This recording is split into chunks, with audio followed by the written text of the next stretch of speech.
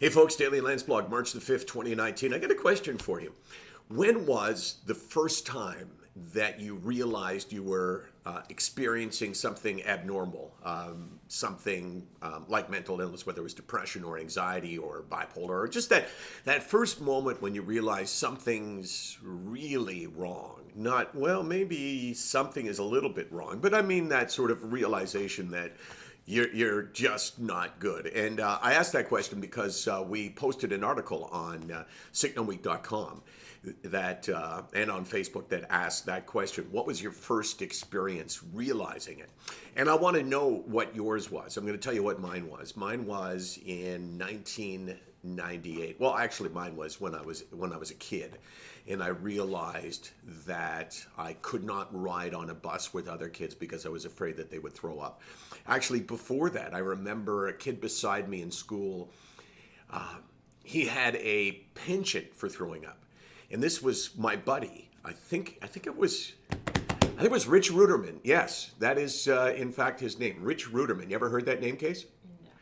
And I realized that he was sick. I remember he put up his hand and he had to, he wanted to get the teacher's attention. And I think I may have screamed out, "He needs to go now," which was perhaps a little bit humiliating. It could be why I sort of went into a shell after that. But that was my childhood. By the way, he did make it to the washroom.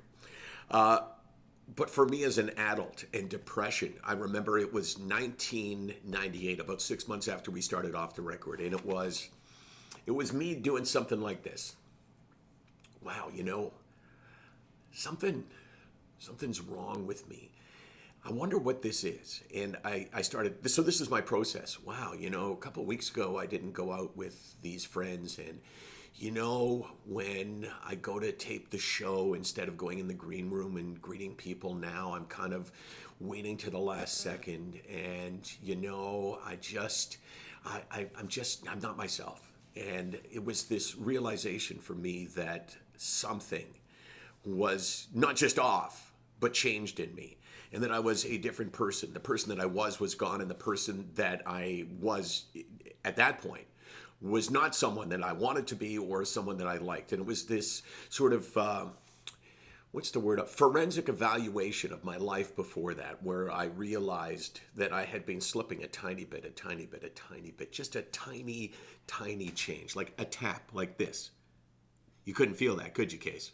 You didn't actually touch No, I didn't actually touch it. I was messing with you.